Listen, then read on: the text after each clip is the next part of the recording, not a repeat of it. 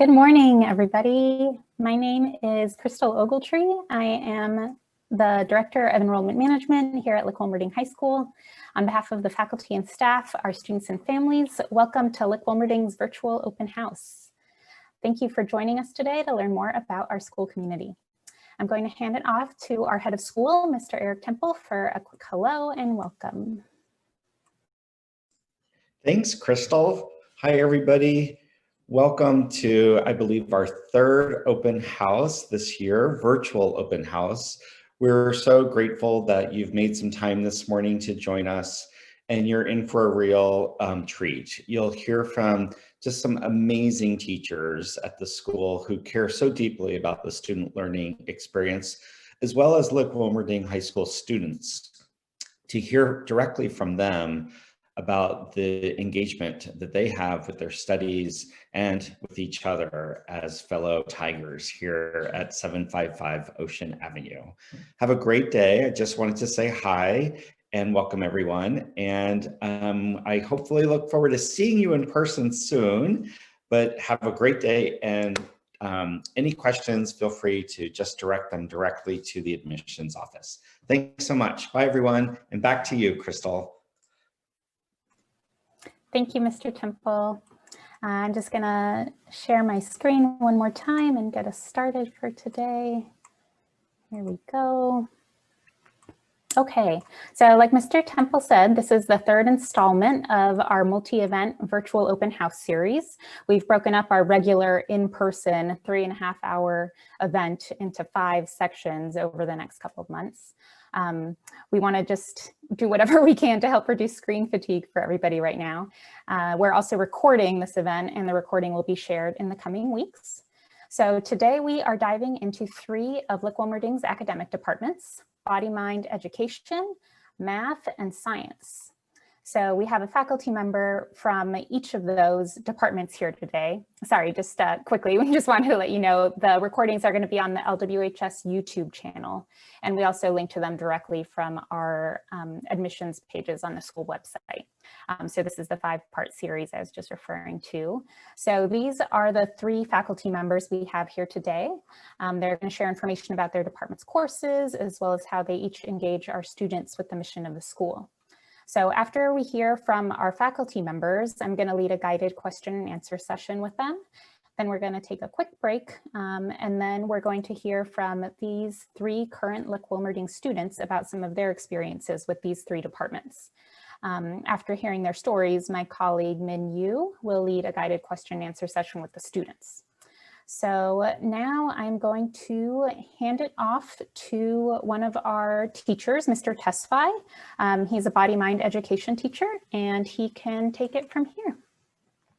All right, hello everybody. Let me just go ahead and share my screen, get adjusted here. How many of you have accidentally pressed leave meeting by accident? I have. I'm not gonna do it this time. Okay, awesome. Okay, so welcome to Body-Mind Education. My name is Daniel Tesfaye. I am one of 3 teachers in the Body-Mind Education department. The other 2 teachers are Miss Diana Suarez and Miss Merck. Hopefully you'll get a chance to learn a little bit more about them and their offerings. I'll talk a little bit about the classes we offer here, but you can always check out the department and the courses offered on our website. So the Body-Mind Education department, or the program, is just for frosh and sophomore students. The BME department is devoted to the subject of health and wellness, particularly encouraging our students to develop healthy and balanced habits as high school students and beyond. The purpose of the class is to help students to slow down, cultivate their habits of attention towards benefiting all areas of their lives, including schoolwork, family life, and social interactions. So, you know, in particular, in these times that we're in, you can definitely think about how important this course is and how valuable it can be for all of us, and not just our students. So I'll go through our streams and what they are. During the first semester, frosh students will take 1 quarter of intro to climbing. Hang on 1 second, sorry. Okay, so here we go. Here's a little bit about it. So what is Body-Mind Education? It's a 1-year course for BME, a BME for 9th graders, featuring 3 distinct disciplines: This year, due to the pandemic, we've adapted a little bit. So we're offering Intro to Fitness and Mobility. Typically, we offer climbing, yoga, and health and wellness. And then we offer 1 semester for 10th graders focused on explorations of human sexuality or health education. Some students like to just call it sex ed, or some people just call it sex ed. So in the fall semester, our climbing is usually focused around team building, trust activities, gear awareness, doing some tying some knots. But the theme of it isn't just the climbing. It's really about just building community, getting students to get acclimated to high school life, and building a sense of friendship, a space where they feel it's also theirs, and they feel like it's a place that they can feel welcomed at. So the fall semester is really just integrating students to high school life and just navigating around where to go, where to be, meeting new friends through these activities of climbing. In the spring, we go into a little bit more of the technical aspects of climbing. So we'll talk about stemming, high stepping, bouldering, rappelling, just all these nuances. Some of you may be familiar with the terms. Some of you, this is probably super foreign, but we just use climbing kind of as a metaphor for life. So, if you see that wall or in front of you, what's your approach? What's your process? Sometimes we all need a little bit of help. So we always like to think about our belayer, which is the other end of the rope, the person holding that rope for us. And then we offer health and wellness. And in our health and wellness courses, we dive into various topics from diverse and inclusive community, identity development expression. We're doing right now, we just went through the sleep and time management, the science of sleep for teens, nutrition, healthy relationships, adolescent brain development, healthy risk taking, and drugs and alcohol education. And then the sophomore class, as I mentioned earlier, is the explorations of human sexuality. And the goal of the course is, again, to help students make informed choices around caring relationships, being in safer communities from the inside and out. So again, it's just teaching students providing students with just as many tools as possible to make the best choice for themselves, depending on what they face. Okay, so I'll talk about our new course this year that we're offering, which is Intro to Fitness and Mobility. The course structure right now, since we are online, Mondays we do a movement-based class. Tuesdays we go into our health and wellness classes. Thursdays and Fridays is another movement-based course. The focus right now is really on form, just teaching kids proper form around the squat, lunge, doing push-ups, pull-ups, and core, just finding different ways that we can continue to be active physically, just to get our bodies moving a little bit. I know we can get a little bit mundane just standing or sitting in a room and staring at a computer for the rest of the day. So we try to offer something that will get students moving a little bit more and just staying a little bit more active. So introducing things such as the AM rap, maybe some of you have heard of them, just doing as many reps as possible, or EMOMs, every minute on the minute. So again, it's really structured around just getting going and getting up and moving around. Again, just this year, our goal is really working on the health and wellness of the student through some kind of physical movement. All right, and the yoga class that we offer. So to yoga, typically when we introduce it to our kids, I think it's something that they run into where, oh yeah, I'm familiar with it. My mom or dad do it, or is that something I need to do right now? I'm pretty young, but it's really important for most of our kids. If you're living an active lifestyle or not as active, it's just something that you can do. That it's a great way to take a step back and focus on some postural awareness and some breathing. So we incorporate some mobility and flexibility, balance activities, agility. We have most of the props for all the students. This year we were able to provide all our freshmen with yoga mats, bolster blocks, and belts. So everyone has an opportunity to be a part of the course. So lastly, an activity that comes to mind for me when we're talking to our students and one that pretty memorable for them is our sleep log activity. When we introduce the science of sleep to teens, when we talk to them about the average amount of sleep they should get per week is 9.25 hours of sleep. They kind of look at us with are we crazy, or are they not supposed to do their homework? What are they supposed to do? So we talk to them about, one, how do they manage their time? What does their day-to-day look like? What are best ways to manage that time and find spaces and ways to get the right amount of sleep for their age group? So this is what we do is we send them with a sleep log activity for the week, and they kind of take down what time, how long it took them to finish their homework, what they had for breakfast, what they did during their free block or their period where they didn't have a class, after school, do they have extracurricular activities, how long does that take, just to give them a chance to visually see how they're spending their time and where there might be gaps where they could maximize that time and do something else so they can get to bed a little bit earlier. So we also provide a little bit of a suggestion list for them to support them and guide them. And if you take a look at the sleep log activity, I'm pretty sure for myself included, I like to take on some of these habits, like turning off all things that glow. I know a lot of us, at least for myself, I keep that phone next to me and I need to remember to flip it so it doesn't glow or shine. Avoid television, video games, loud music, lots of computer activity, including homework right before bedtime. So just finding best ways to kind of settle in and get ready to have a good night's sleep. Avoiding caffeine is another example. So again, this is just an activity that one that's pretty memorable and most students take to heart in terms of realizing what are best ways to maximize their time and use it in the proper manner. That's probably it for me. I know it was pretty quick. Hopefully I didn't miss anything. I do want to add that this quarter, we are in a quarter system. So the topics we focused on mainly were the science of sleep, work habits and time management. Another way, again, for students to see how they're utilizing their time and best ways to manage it. And then we finished off the first quarter with nutrition classes. So best, again, just to kind of show them how to take care of their bodies. And I think that's it for me, Crystal. Yeah, thank you, okay. Mr. Tesfaye. I think a lot of adults, myself included, could probably use that sleep log activity. So that was a little bit about our body-mind education department.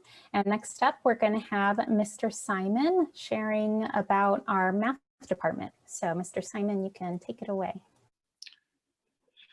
So, as I said, my name is Steve Simon. Currently, I'm teaching pre-calculus only at Lick, but I also taught calculus and algebra 2 for many, many years. To give you an idea of how many, when I started teaching Lick, this is how I looked. And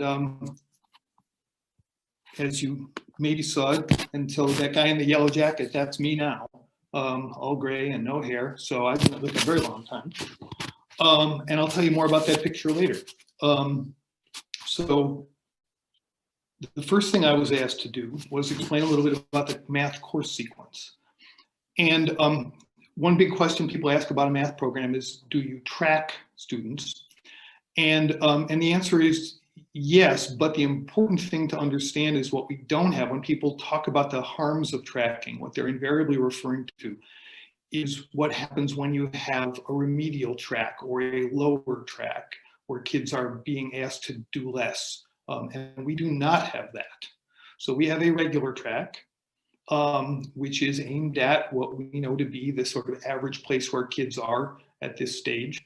And we have an accelerated and honors track for kids who have shown that based on the quality of their previous training, that they're actually able to go a little faster and dig a little deeper and also want to do that.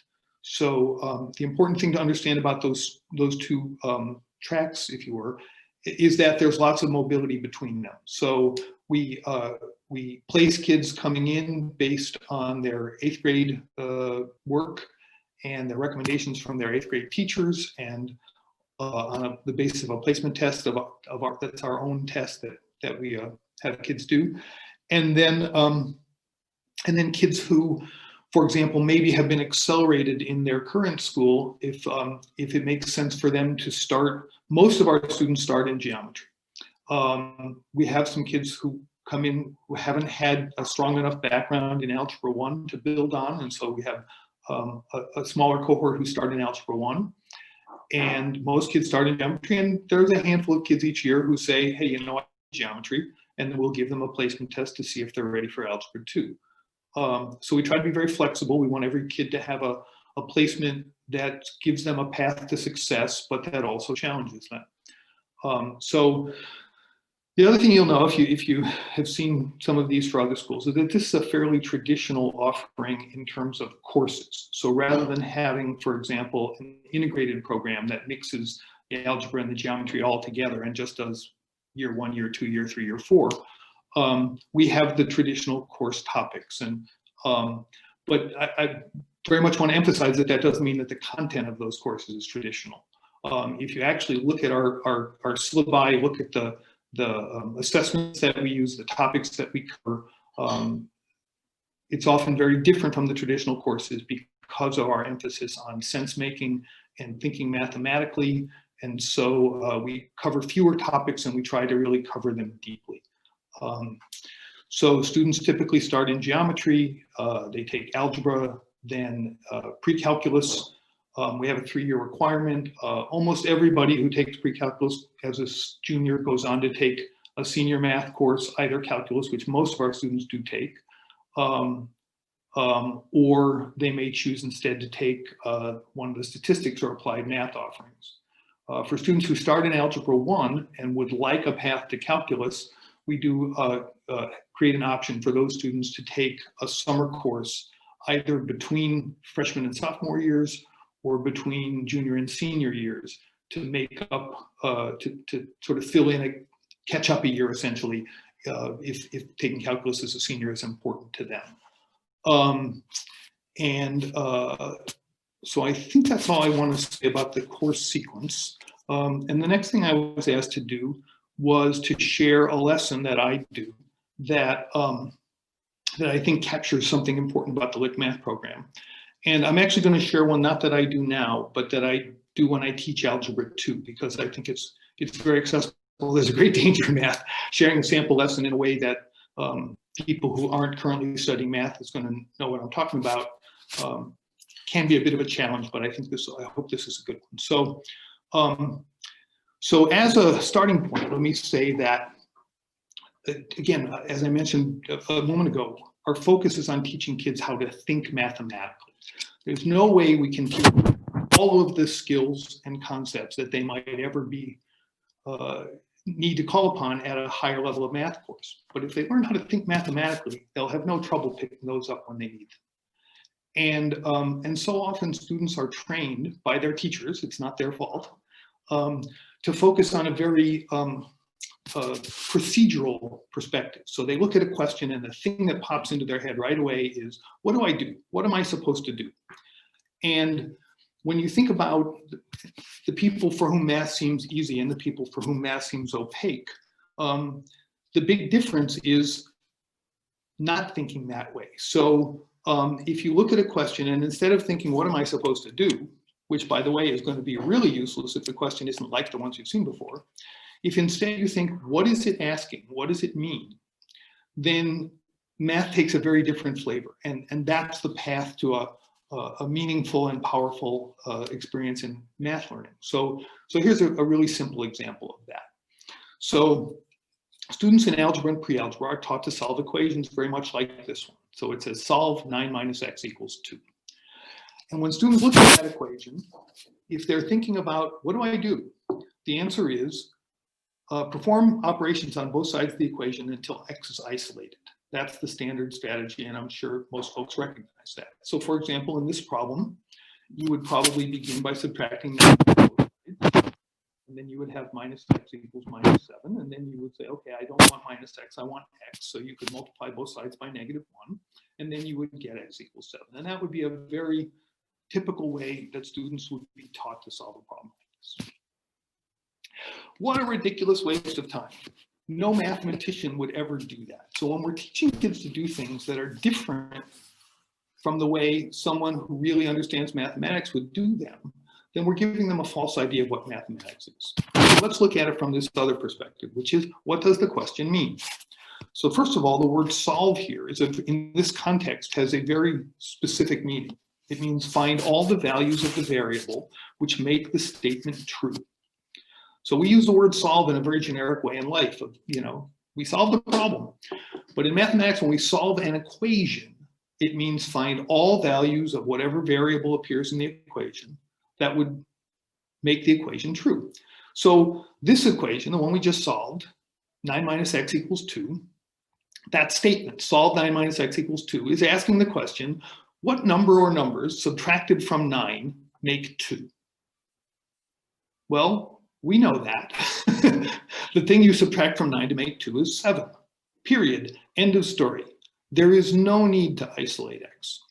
So I like to joke with my students that their teachers have been bugging them for years to show their work, show their work, show their work.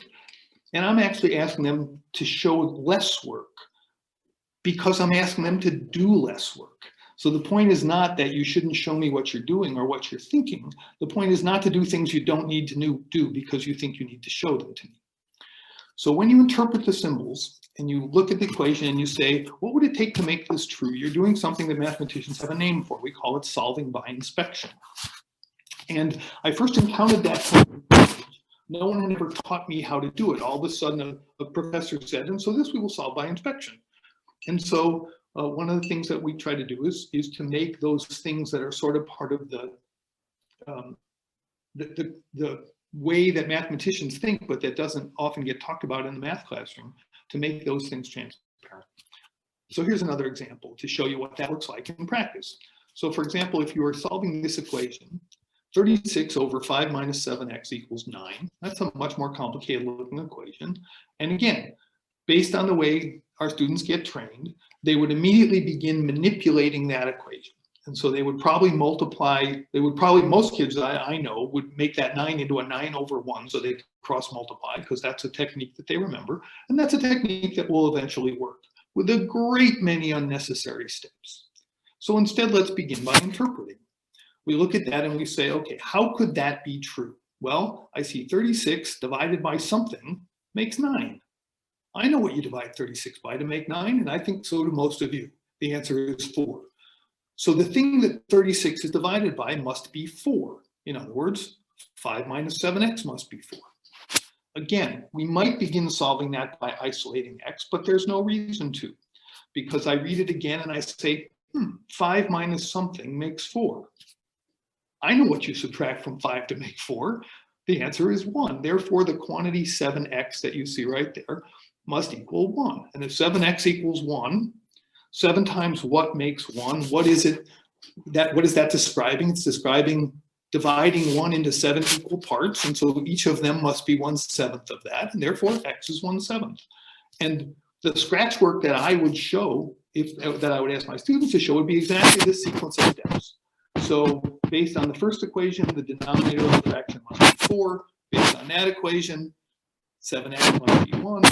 And finally, x must be 1. So a very, very different approach to equation solving. So again, the topic is solving by inspection, and it's an exercise that I find can be eye-opening for a lot of students. So that's my activity. And then the other thing I was asked to speak about briefly was the kind of relationships that get built at Lick between students and teachers. And so for that, I'll take you back to that fun slide back here. So Lick has a tradition. Our long-term rival in sports is UHS. And so our wonderful athletic director, Elliot Smith, years ago, used his local connections to set up an annual pair of basketball games, boys and girls, between Lick and UHS at Oracle Arena. And so that's where this picture was taken. The kids were already there. And I came in, and all those boys around me are all members of the basketball team. And 3 of them are kids that I had had in class repeated several times, and they're actually seniors. And then the fellow immediately to the left of my head was actually one of my advisees who had made the varsity team as a freshman. And so these were kids I'd had in class and had really enjoyed teaching. And they called me over and said, "Come here, Mr. Simon, come here, take a picture with us." And so so I came and I sat down, and someone broke out a camera and took the picture. And as far as I knew, that was the end of it. And then a few days later, I came into my classroom, and there was a big poster on the whiteboard, and they had actually printed this thing out poster size and snuck into my room before class started and put it up there. As you can imagine, I got a huge kick out of. And then, so then I had to move it out of the way to use the whiteboard, and I put it somewhere else. And then I forget exactly what transpired after that, but then the next thing I knew, it had shown up way up high on a wall of the math department office behind my desk, so that it actually, I was in the room for a while before I even knew it was there, but my colleagues had all seen it and were giggling when I came in the room. So these are young people who I really enjoyed teaching, and we just got to like each other. And so so that's so typical of the Lick experience. And so I think that's the kind of thing that folks were asking me to share. Actually, the other story I'll tell you is, one of the things kids know about me is I ride my bike to school almost every day. And so the fellow there in the blue, whose name is Nate, he was always fascinated by that. And he always said to me, could I bike to school with you one day? And so during his senior year, towards the end of his senior year, we made arrangements, and he and I biked to school together. And so anyway, so that's my relationship with Student Story. I think that covers everything I have. So I'm going to hand it back to our moderators and stop sharing my screen. And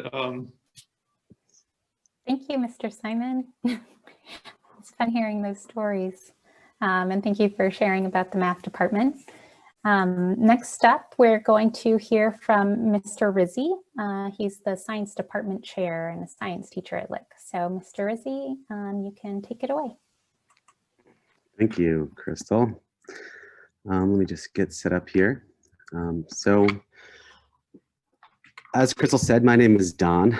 Obviously, I'm one of the people that's part of the science bunch here at Lick-Wilmerding. I currently teach chemistry. I also teach public health in our blend ed program, which I'll mention briefly during this presentation. And I am a environmental science teacher as of a couple days ago. And that is a new adventure. And it sounded like a great idea to start a new course last year, but everything's new. So it is, it's exciting, and also, a little bit of a challenge, like most things this year. But I'm here to tell you just about the program. So that's what I'm going to do. So like many science programs around the country, we've kind of moved away from science being a collection of facts and vocabulary, although certainly there are some vocabulary that is essential to understand, many of the topics that we cover. But it's really more of a process or a way of thinking, very much like Steve was saying that math is a way of thinking, and we would argue that science is the same way. We've also adapted the claims, evidence, and reasoning kind of protocol for scientific argumentation based off of the next generation science standards. At Lick, the required courses are biology and chemistry. And the question that we often get is like, why do we do biology first? And when I first came here, probably about 13 or 14 years ago, we did biology first because that's what we inherited when we came here. We've had a number of great discussions over the years about the potential to change our program to maybe consider doing physics first, maybe doing an integrated science in years 1 and 2. But we really came to the conclusion that biology first really is an ideal way to introduce students to many of the social environmental issues that they'll see in a number of other classes. So in biology, we cover topics like climate change, biodiversity loss, and certainly like nutrient loading. And these are all topics that relate to chemistry.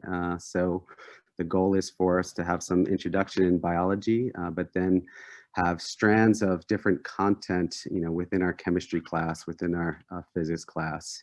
Really, the expectation is that every one of our science classes will have some component of environmental or social justice within it. So we do biology first. Biology in general, it's a biology 101 course. There are 3 of us that teach it. I teach it some years. This year, I'm not a biology teacher. But here are some of the topics that we cover in biology. It is a survey course.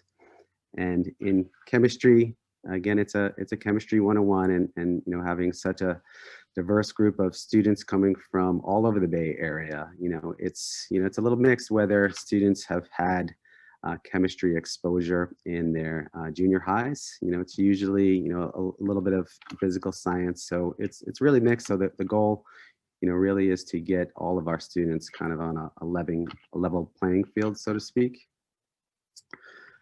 At the conclusion of sophomore year, that's where students get to choose their science courses. And we have a variety of physics courses, which are wildly popular. Students can advance in their chemistry education as well. I'm not necessarily going to read them all, but we have a really good mix of offerings. And another reason why, you know, we do biology first is because really some of our upper level biology courses, like the anatomy and physiology class, the genetics class, are really, you know, by many measures, a college level course. So having that biology first really sets the stage for some of those upper level biology courses that we offer. I am also the coordinator for our blended program. I'm obviously here to present science, but I do want to mention blended since I have the microphone, so to speak. But we are in a collaboration with 6 other independent schools in the Bay Area, and we all offer courses that any of our students can enroll in. Here at Lick, sophomores, juniors, and seniors can enroll in them. They're not exclusively science courses. As you can see, I did highlight the ones that are a little bit more science-y, but many of them are interdisciplinary. And Blend Ed is a blended learning program. So what that means is it's primarily kind of asynchronous online work mixed with face-to-face trips that happen all around the Bay Area. So for me, I teach the public health course, and I take my students for a neighborhood health assessment in the Bayview Hunters Point neighborhood.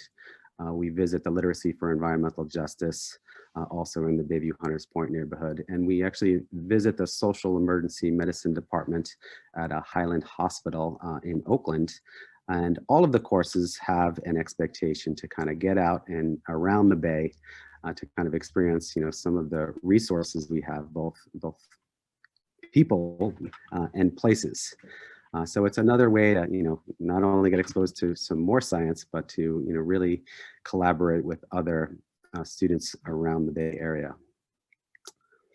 In terms of, you know, some of the things we do in the science department, I'm sharing some examples from courses that I've taught. So I've taught biology for many years, and, you know, definitely one of the keystone projects that we do would be the eco chamber. And it's one of the really kind of long-term, you know, experiments, if you will, that students are engaged in. The goal ultimately is for students to realize that, you know, everything depends on everything else. And, you know, there are lots of successes with the eco chambers, and there are some that aren't as successful. I also teach chemistry. One of the things I really like to do in chemistry is to have students synthesize new substances. So I don't necessarily tell them that we're going to synthesize chalk, but, you know, I have them draw some pictures that are inspirational around campus, and they weigh their chalk kind of before they make their pictures, and then they bring them back to figure out how much chalk they actually use to, you know, write their inspirational message. And then they're tasked with synthesizing the amount of chalk so they can then recreate their pictures with the chalk that they synthesize. And they have lots of options to choose. So there are a number of different substances that they can dissolve to kind of create a reaction in aqueous solution. So it's a really fun challenge. There certainly are some other chemistry challenges that students are exposed to.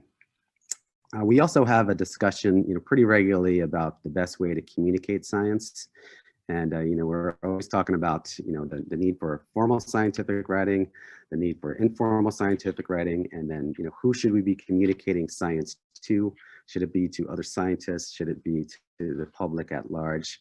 So the public service announcements is, one of the projects that I do in just about any science class that I teach. And it's a way to, kind of communicate science to the general public, which I think is really important. And obviously, given the nature and the prevalence of social media these days, it's a really great way to kind of communicate. So I'll play this for 20 seconds or so. Oh no. Have a cough? Are bacteria making you sick? Antibiotics are not always the answer. When taken, antibiotics kill the weakest bacteria first, so the strongest remain. This is due to natural selection, which is when the most vulnerable of a species dies first, leaving the toughest to produce offspring. So that's a short example of a public service announcement. The other thing that I like to do in my classes is to communicate understanding, through stop motion videos. So this one, I believe, is cellular transport. Again, I'll only play a really short segment of this. Receptor-mediated endocytosis is a form of active transport.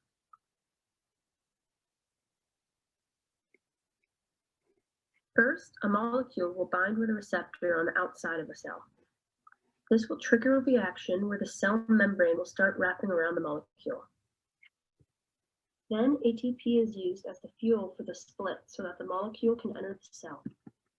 So for me, like seeing the kind of the visual that accompanies a kind of written description about a scientific process is so much more meaningful. And it's not that I do this for everything, but it is a really good exercise at really, really deeply knowing or understanding what is kind of going through a student's mind when talking about, in this case, cellular transport.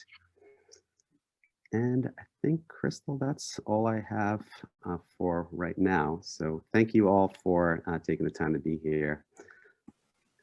And I'll give it back to you. Yeah, thank you, Mr. Izzy. So now I'm going to just lead us in a guided question and answer session. We're just going to do one question per department. I want to thank everybody who submitted questions this week. We received about 70 questions, so unfortunately we're not going to be able to get through all of them. And in order to use our time most efficiently, we read through all of the submitted questions and we chose a few to ask today that represented common themes we saw in the questions being submitted. So we're going to answer a few now, and then in the next portion with the students, some students will also answer some more questions. But if your question doesn't get asked today, please feel free to email admissions@lwhs.org or come to one of our other admissions events and we'll be sure to answer your questions. So to start us off, I think I'll start in the same order we just went. So Mr. Tesfaye, we have a question for you about body-mind education. If you could just talk a little bit about the homework load for BME and how do students handle that? Oh, okay, great. So the homework load for BME definitely varies from student to student. It just depends on, the amount they've done and then adding that to other classes and courses they've taken. So it varies, but most of our homework is experiential or journal based on some readings. But really it shouldn't last more than about 30 minutes to 45 minutes. Our goal again is for the student to get a chance to think outside of themselves and take time. So it might involve an activity such as doing some breathing exercises, doing some mobility exercises, logging, when did they take a brain break during a homework assignment for another course. Just thinking about a holistic approach towards movement and taking care of themselves academically.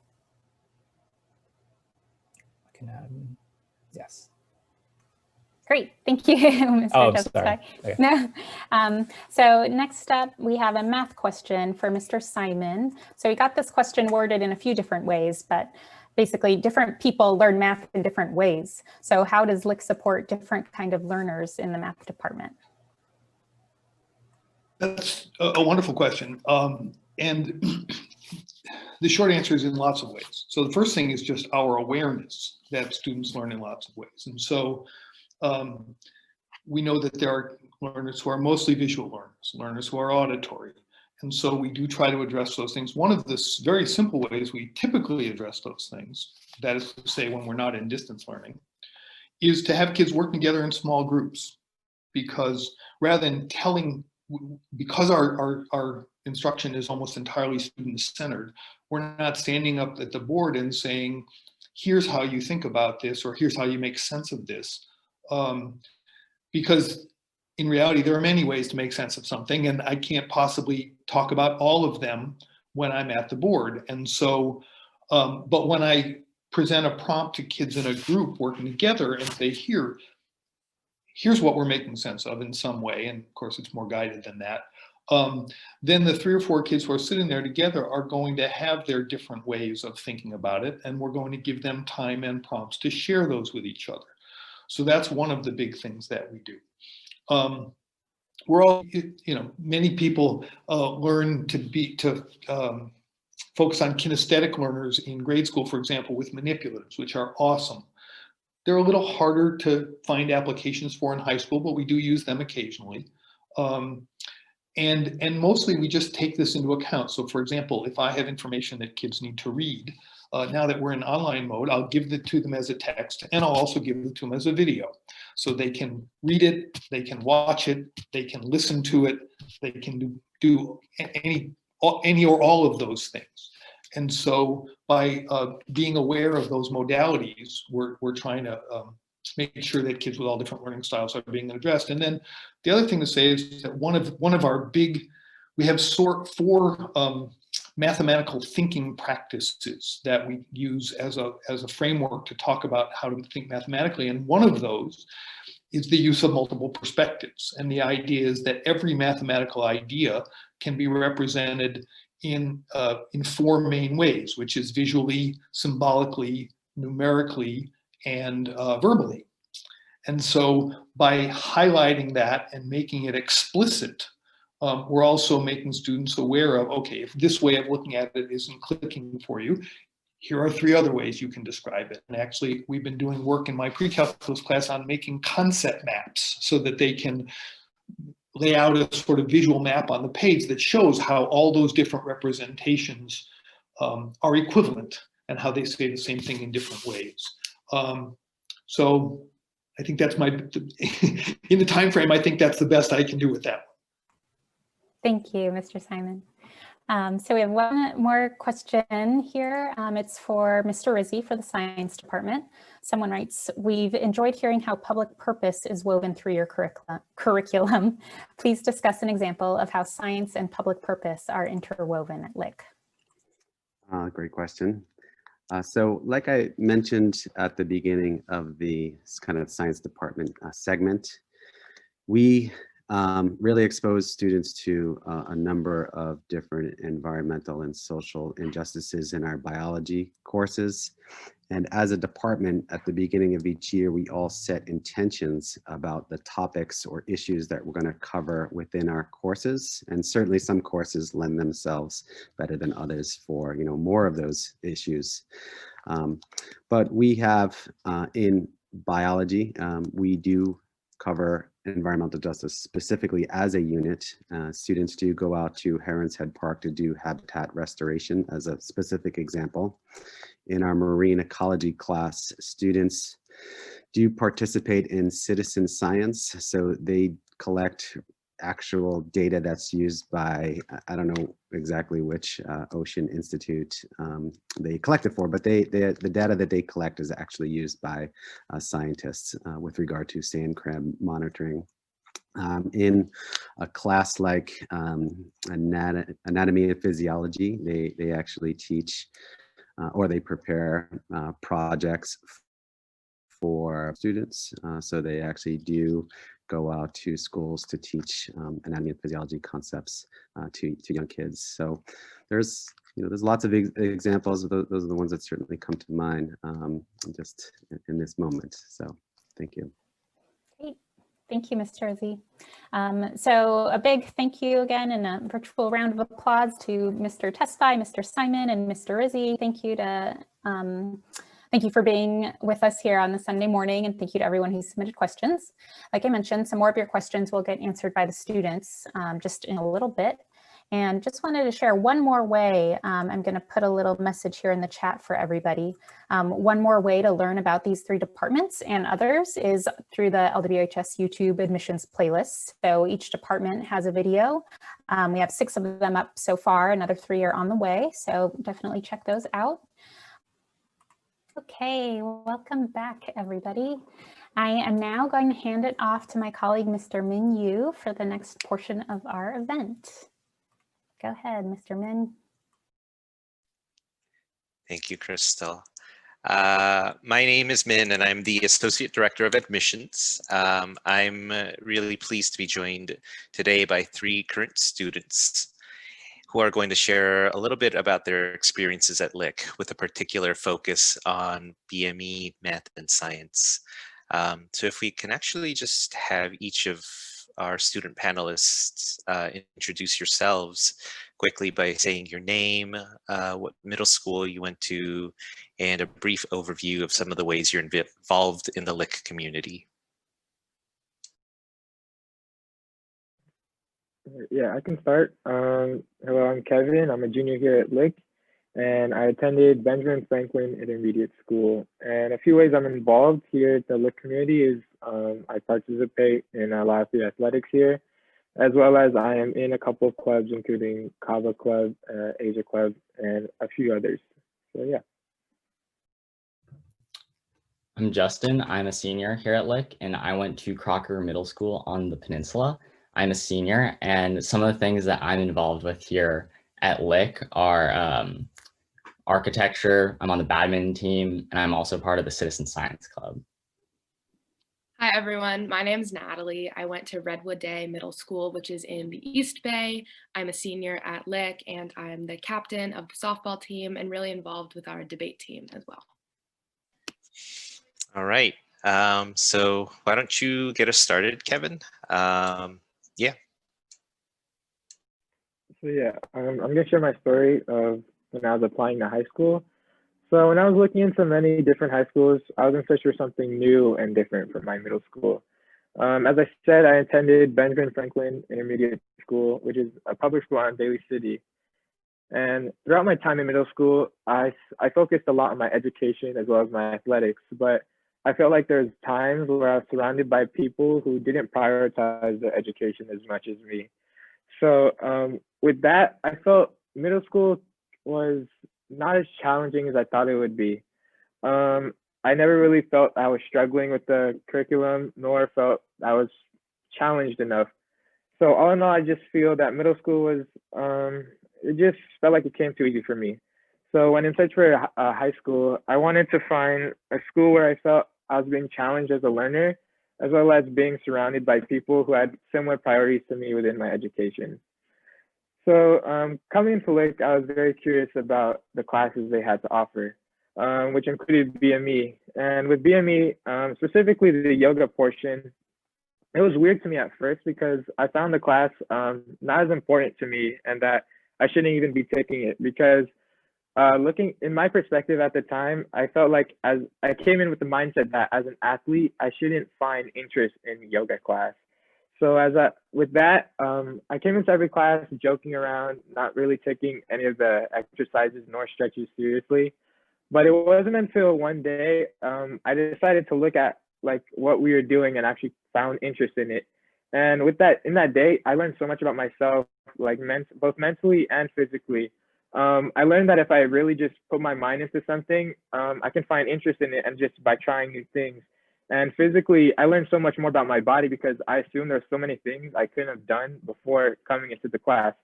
So truly just putting that time and effort into it, it was just really nice to learn so much more about myself. And with that, another time I learned so much more about myself was in sophomore chemistry. Coming into the class, I assumed that it was gonna be easy to me because freshman year I took biology, which felt quite easy to me as I was slightly challenged, but I was able to overcome it. So coming into with that mindset, I thought sophomore chemistry was gonna be a lot similar to that, but there I was wrong. And within the first week of chemistry, I was struggling. I didn't understand what my teacher was teaching me. And which also showed through a lot of my work. And with that, I continued to struggle, and I was just hesitant in reaching out for help because I felt that science was one of my strong points. And I felt that in asking for help, it made me seem like I wasn't smart enough, which made me feel that I didn't truly belong to this school. But it came to a certain point where I was struggling so much, I was like, I really need to ask for help. I cannot be continue taking this class like this. And so I wanted to become, I wanted to understand what we were learning. So I reached out to my teacher and asked to meet during lunch outside of class. And he was totally perfectly fine with like doing so because he wanted to see me learn and wanted to help me out and just to help me understand what I was going through. And with that, during that lunch period, I learned so much more about the class that I didn't really understand before. And I don't know why, I didn't understand why I was really so hesitant in asking for help, because the teachers here at Lick are really willing to help you because they want to see you grow as a learner and they don't want to see you struggle like that as a person. And with that, I can now apply that action to whenever I'm in class and I'm struggling with something, or whether it's something else outside of school, I'm not as hesitant to reach out for help. And now with my time here at Lick, I see the idea of belonging in a completely different perspective from what I used to, because at first I didn't feel like I belonged because I felt that I wasn't smart enough, as I mentioned that when I was reaching out for help. But I feel like describing a student who belongs here at Lick is just another person who is willing enough to expand and learn more and just try new things. With me looking into yoga, or with me trying yoga, I can look into things in a whole new way, which I understand that other people are going through. And so now I feel I belong to this school as well, because I'm now comfortable with the struggle of learning new things, as well as being capable of trying new things without hesitance. And yeah. Thanks, Kevin. So my name is Justin, in case you forgot. And the reason why I was initially drawn to coming to Lick as an 8th grader is because I had heard so much about the stellar technical arts as well as architecture programs at Lick. And that in combination with the academic rigor was like very appealing to me. However, some of the things I wasn't anticipating I would grow to love at Lick was rock climbing. So I started off doing like the freshman BME program like everyone does. And one of the units that we do in addition to yoga is climbing. And prior to my time doing climbing in BME, you know, I had gone to like a few of my friends' birthday parties and I had liked it. But at Lick, I met other kids that were also like starting to realize that they had an interest in climbing, and also other kids that were like on actual climbing teams. And we began to like bond over this shared interest and like hang out with each other outside of the class. And also after school, we began like going to Mission Cliffs and to Planet Granite. And, you know, pre-COVID, we were basically climbing like 3 times a week with each other. And it's just been loads of fun getting to do that with them. And then another area of interest that I didn't anticipate would become such a big part of my life at Lick is ocean sciences. So my freshman year, I was taking biology class with Mr. Rizzi, and Ms. Ashenfelter, who's the other biology teacher, like taught a class afterwards and like came in and approached me because she knew who my sister was. And my sister had said something about how I was like a little bit interested in ocean sciences. And Ms. Ashenfelter was like, oh, Justin, you should check out like our ocean sciences bowl club. So I came into the first meeting like, okay, let's see how it is. And I actually had loads of fun. And what we did at that first meeting was buzzer style trivia of oceanography, because the point of the club is like prepping for an annual competition in Monterey where like schools compete head to head in this like trivia style speed question rounds, and it's just like super duper fun. But some of the other things that we've done in that club that have been really interesting is studying algae and like algae in food and algae in industry, as well as like sea otters and like their role as a keystone species in kelp forests, and also like the work of like James Nestor and John C. Lillies and how like they wanted to talk with cetaceans. And it's like all these like other weird things that are just like really, really interesting and fun.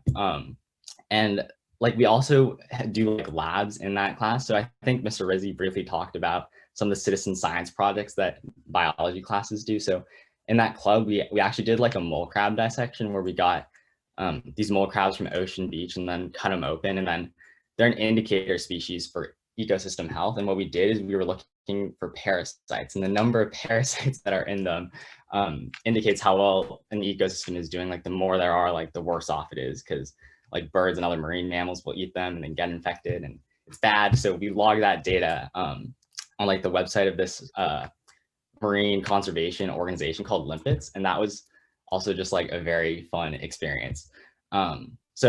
And you know, I've definitely enjoyed my time taking like shops classes in architecture like I thought I would when I was an 8th grader. But I've also like been super thankful that Lick has such an awesome community where there's these other people that are interested in things like climbing and oceanography. And like I think that my experience highlights what's really great about Lick, and that is that in the community, there's so many people that really like love what they do and they want to share that passion with you. And it's definitely allowed me to grow more as a person. And I know that wherever I go in the future, I want to continue to like share that personality trait of like wanting to share my interests and passions, but also be open with other people to wanting to learn more about what they're passionate about.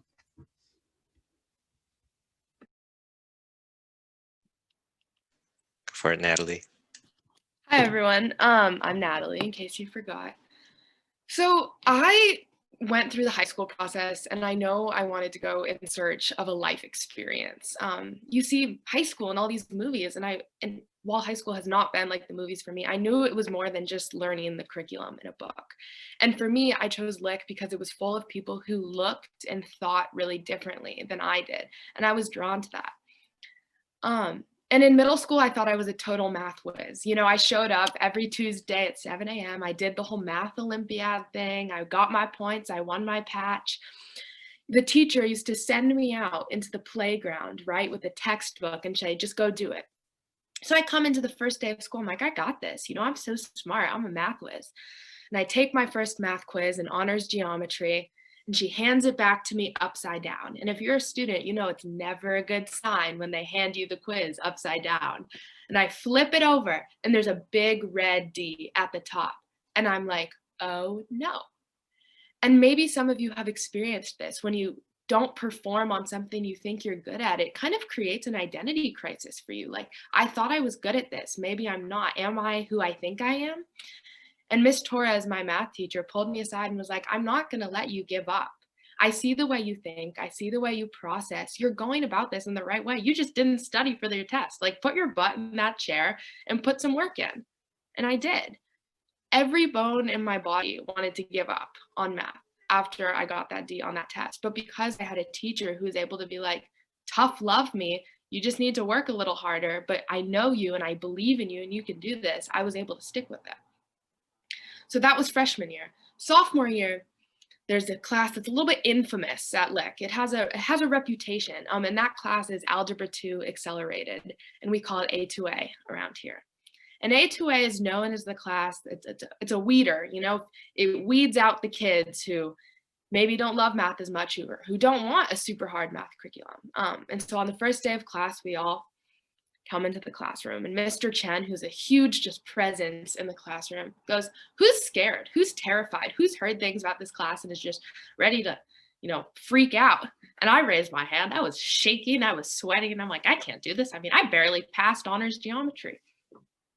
And I was the only one in that classroom who raised my hand. And he looked out at all of us and he's like, no, all of you should be scared. Every single one of you should be scared. This will be hard. And I was like, whoa. I had never had a teacher be like, this will be hard to us. And that class was hard, but we failed as a group and we succeeded as a group. And every time after our class average was low or we couldn't solve a problem, he would pull us back into the classroom and say, I told you it would be hard, but we're doing it and we're doing it together. And so next year, take it to junior year, I passed A2A, everyone, I made it. Pre-calc honors. Miss Boitano again asked, who's scared? Who's nervous? Who's heard things about their class? And every single person raised their hand. A2A had made our little math community so tight that we knew we could fail together and succeed together. And we knew it would be hard and we were scared, but we also knew we could weather kind of those challenges and stick with it. That was the point I can identify in my math career at Lick, where it stopped being easy and it started being fun. Math at Lick is rewarding, right? You work your butt off at night and you see it show up in the classroom for you the next day, when you can talk about it, when you can get excited about solving a problem, when you do really well on a test, when you did really bad on a quiz and do really well on the next one. And so when Mr. Chen said, hey, come back and student teach my Algebra 1 class, I was like, of course. The class was 12 girls and 2 guys, and it was really important for me to be a female role model in math, like I had a female role model in math, to weather those challenges and weather those successes the same way I had someone to weather them with me. And so now I'm going to pursue a degree in college in advanced mathematics. And I know I don't have to be the smartest person in the room because I'm the person who's best equipped to deal with the challenges. I know how to be comfortable not knowing the answer. I know how to say I'm wrong. I know how to fail and fail pretty spectacularly and pick myself up. And because of that, I know I'm going to be able to go conquer advanced mathematics. And so I guess for me up here, like listening to you guys talk, the moral of the story is that people come into high school thinking that they have to be something, whether that's a mathematician or an athlete or an architect, right? And, you know, sometimes we're right about who we want to be. People have a strong sense of self and they want the same things. And sometimes we're wrong. You know, maybe our interests will change. Maybe we have no idea what we want. But the 3 of us, I would say, guys, are leaving Lick with a stronger sense of self. We've realized that maybe we don't have to know what we want to do as long as we can find joy in some things. We've realized we don't have to fit in any specific box. You know, Lick has allowed me to test every limit of my identity to figure out who I am and who I want to be, and what type of person I want to exist as in the world. So yeah, that's my Lick experience. Well, thank you all for sharing your stories. It's always such a joyful moment for me to kind of hear that like so many of you are getting what like the adults in our community are really hoping that you get out of this experience. So now we're going to enter the next portion of the event where we will get to answer some of the questions that the folks who are attending submitted earlier in the week. And we know we won't be able to answer all the questions in this limited amount of time. So please, if you have any questions about any part of like any department or anything we went over, or just the Lick community as a whole, parents and students, please use the Connect with the Tiger Ambassador form on our Explore LWHS page to be directly connected to a member community. Admissions at LW. Questions. The first question that we have today will be about science. So the question reads, what types of science hands-on experiments can we expect during a regular in-person year? Who wants to take that? Go for it, Justin. Yeah.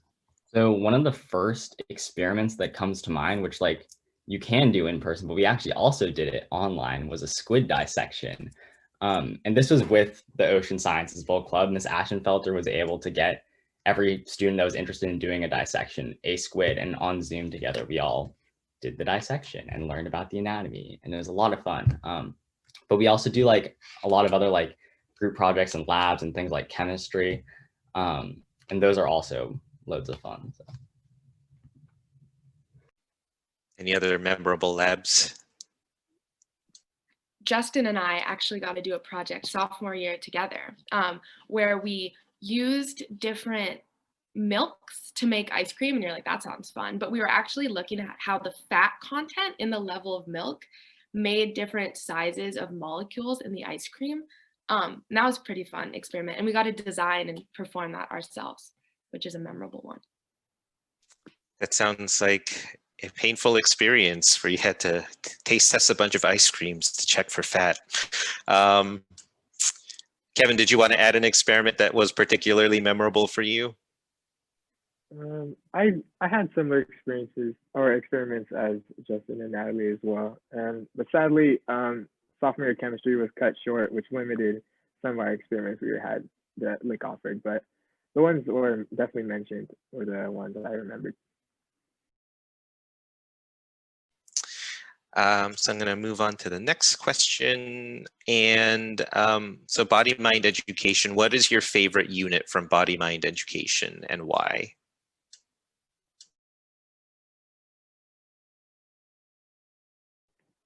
Yeah, like I mentioned in my story, I'd actually say yoga was my favorite in body-mind education because at first I didn't find interest in it, and after taking some time into looking at it, it's kind of like part of my daily life because I feel like yoga and meditation is very important, like with our mental health as well.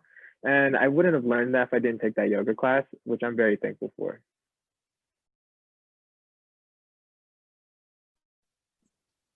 Can I? Go for it. Yeah. My most memorable experience would probably be our sophomore health section, which you take for a semester. High schoolers are really awkward, and it's a big thing to put them all in a room and talk about sex and sexuality. But it's a really bonding experience because you kind of get to leave that classroom and be like, whoa, like that was weird, that was crazy, that was comfortable, uncomfortable, etc. I think experiencing that awkwardness together really bonded our class together. If you think about the moment that we would really call our class a community, it was probably second semester sophomore year, and I don't think that's a coincidence that that's right after we had all kind of done this new sex ed curriculum together. Okay. And Justin, is there like a particularly, I'm pretty sure you would say like the climbing portion. Surprise? Was there like a particular moment that you remember that where you were just like, oh, this is something that like is doing, like, I'm excited to be doing this? Yeah, so a few of my friends actually became like the leaders of the climbing club, and they started meeting during tutorials to do all these like fun little made-up climbs that they did on the wall. And I mean, that's just a really great way to like de-stress like between classes and also just like get a little exercise. And that's been a lot of fun. Yeah. Okay. We have another question. And this is specifically about math, but I think we can kind of generalize it. But what is it like to work collaboratively with other students on problem sets when you may not understand how to solve a math problem?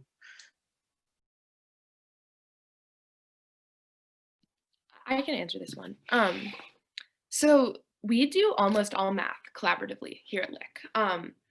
We actually take a solid chunk of our tests in groups, group tests. They give you 3 problems, you have an hour to work them out. So collaboration is kind of centered in math.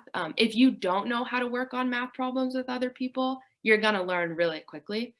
But one of the ways we work collaboratively is freshman year, they teach us how to talk about math, how to it's one thing to hand someone your paper with your work, it's another thing to talk them through it.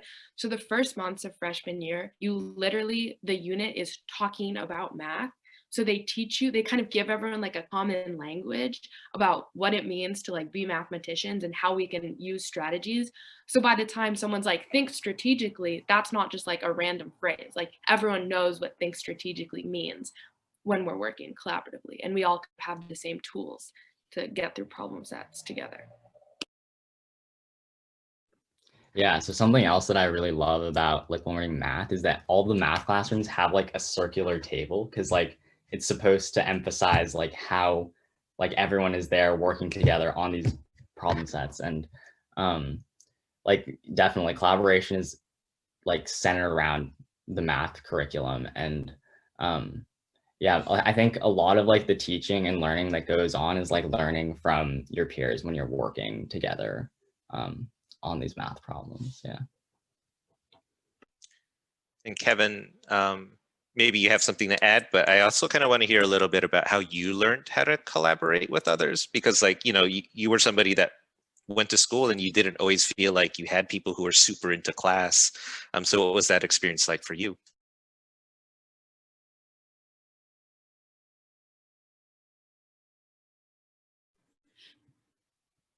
Yeah, so collaboration is a big thing at Lick, is what they said. And it was also a new thing for me because, as Min mentioned, I wasn't really doing much collaboration in my middle school math. A lot of it was give you a textbook or worksheet, just finish it. And I feel like at Lick, they really prioritize collaboration because, as Natalie mentioned earlier, like we struggle together and we learn and succeed together, which is such a big thing. And I definitely still see it in math through distance learning because through distance learning, of course, we're not meeting in person, but in our math classes, we get broken up into breakout rooms in Zoom as well.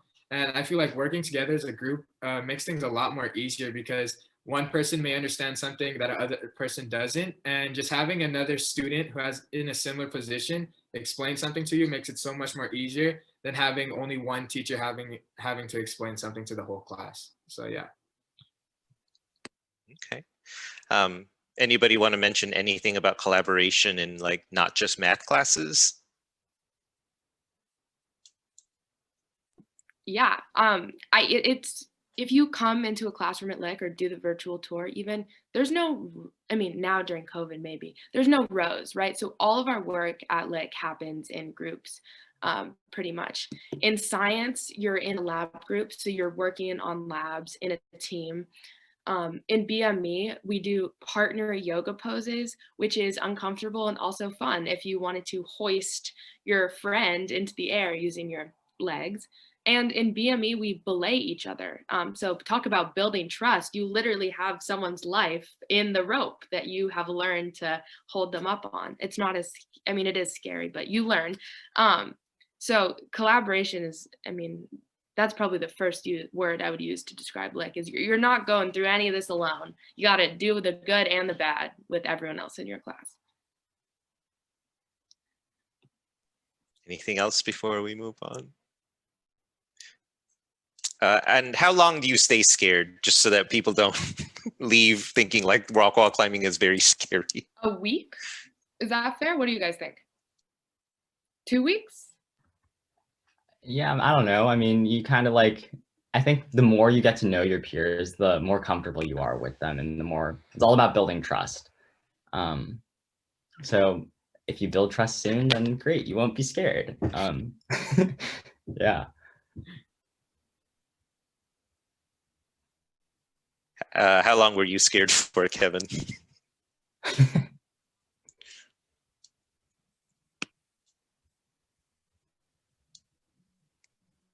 Did you answer? You might have been muted. It's all right. Oh yeah. It took me a while to start getting comfortable because, of course, you had to build trust, but I also didn't feel like I had trust in myself in rock climbing. But once after the more practice we get doing it and just building trust together with a lot of the exercises, it became a lot more easier. And throughout the year, it just became a lot of fun. Okay. This is a really cool question that we got. What is a time you've struggled in a class when your teacher reached out to you? How do you find support when you are struggling in a class? I'm sure all of you have had some sort of experience, so go for it.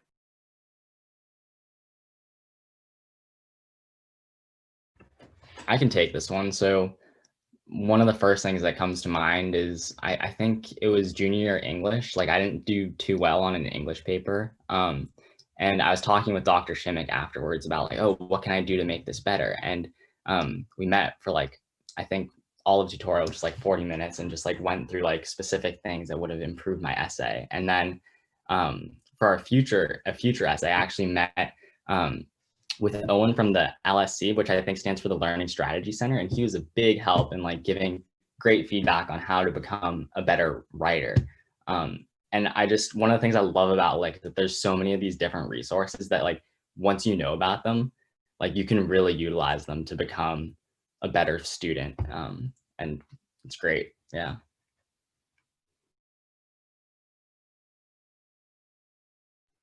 Any other experiences where a teacher reached out to you? Well, I think because I kind of talked about maybe an academic experience before, I just kind of want to talk about like an emotional experience. And so junior year history, I just was having a really bad day.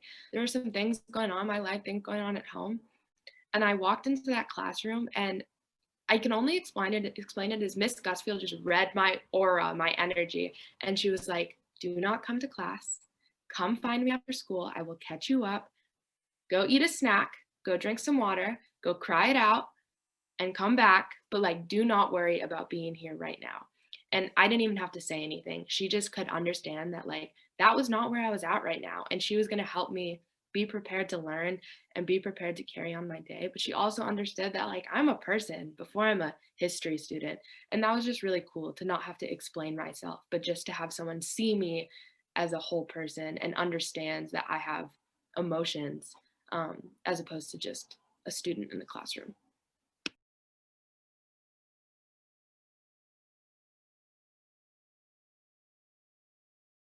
I have a similar story to Justin, but whereas it was in my sophomore history class, and we actually were writing DBQs, which is like the history essay, and I was struggling with that. Like I always struggled writing history essays, and Dr. Lopez was my history teacher, reached out to me because he noticed I was struggling. I had to put extra time into what I was doing, and he really reached out to me, and we actually scheduled like a few appointments to help me just become a better writer and just give me any ideas and thoughts on what I should be doing and what I'm missing out in my writing.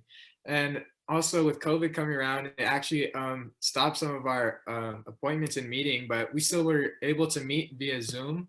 And there was a couple other students in that Zoom meeting as well, because they had similar experiences with me and struggling in writing that DBQ. And there's so, like Justin said, there's so many resources here at Lick who are willing to help you like with anything you're struggling with, which is really nice. All right, I think we have time for like one more question. I'm a little scared to hear what you all say, but what is the homework load and how do most students handle it?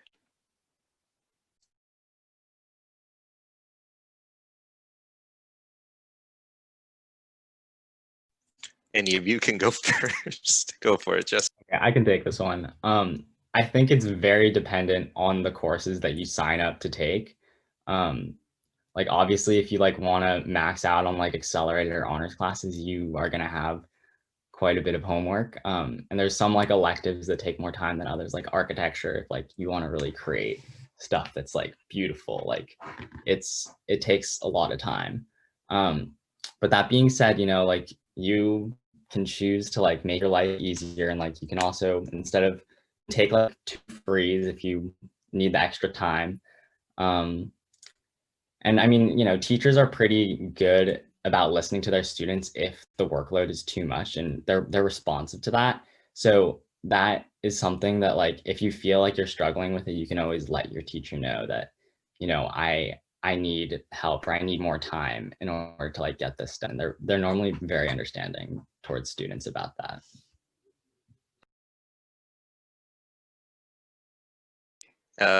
Natalie, with the commute, which adds, you know, like extra time, Justin too, but so what is homework, commute, and sports and clubs? So I do homework, commute, and sports. I set a rule for myself that I don't work on BART. That's me time. I am a busybody. I work a lot of the time.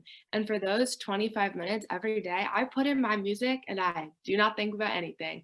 So that's actually a huge plus for me, is by the time I get off the train, I've recharged a little bit. Like I just sit and I relax. And by the time I get home, I eat dinner. And then I start my homework again. It's manageable, and it's also really well staggered. You're not doing the same amount of homework freshman year you are senior year. It like very nicely increments. My rule of thumb is I tell people I do, as a senior, 4 hours of homework a night, but I have an hour and a half built into the school day. And so I'm doing at night 2.5 hours of homework. And I don't think you're going to find a lot of seniors who are doing less than 2.5 hours of homework a night. And Kevin, like, what does homework look like? Is it like, yeah, just what kind of homework are you getting? Yeah, so Lick, I think it's a maximum of an hour of homework per night. I could be wrong, but yeah, a lot of the homework varies depending on the class, because for example, some classes they give you, for homework, they give you time to work on a project. Some classes, for example, math is homework, which like is going back to the lesson that you learned that day it was assigned. So I feel like homework just for each class is different, and the amount of time it takes to complete the homework is completely different for each class, because the teacher could be assigning a totally different thing another night. And also, like Justin said, the teachers are really understanding about how much homework they're giving you. The next day, usually after you complete the homework, they tend to ask how long did that homework take for you to finish. And with that, you can be as truthful as you can. So then they can either minimize it, or just if they think you could be doing more in that time, they'll add more, which is totally fine. But yeah. Okay. Well, that's all the time we have today. But once again, I want to urge everybody watching to use the Connect with the Tiger Ambassador form on our Explore LWHS page to be directly connected to a student like one of these students, or for the parent guardians, we just launched that part of that program as well. Or you can always email us at admissions@lwhs.org to address any other questions you have. Now I'll hand it back to Ms. Ogletree. Thank you so much. And just big virtual round of applause for Kevin, Justin, Natalie, and Min. And before finishing up for the day, I just want to remind everyone about the ways you can learn more about our community. Some of these have been mentioned, just want to touch on a couple that haven't yet. So open houses, you're here at one now. Life at LWHS panels, we have 6 of them, 2 of them have already passed. So these 2 first things, open houses and these panels, are large webinar style events like this. But then the admissions office hours and student-led virtual campus tours are much smaller groups and more interactive, meeting style, Zoom meeting style, not webinar style. Min mentioned Connect with a Tiger Ambassador. That'll just connect you one-on-one with someone. And then we also have parent panels. We had one last week, and we have one more coming up in early December that are just geared towards, we have some parents sharing their experiences. So all of the registration for these events happen on Ravenna, and just explore our website as well. You can read about our strategic plan, which outlines the school's plans for the next 5 years. You could take the virtual tour that got mentioned, and learn more about just everything happening at Lick. So just a quick reminder, this is the admissions team from left to right: Elizabeth Tackett, Min Yu, myself, Jewel Sparks, and Andrew Manansala.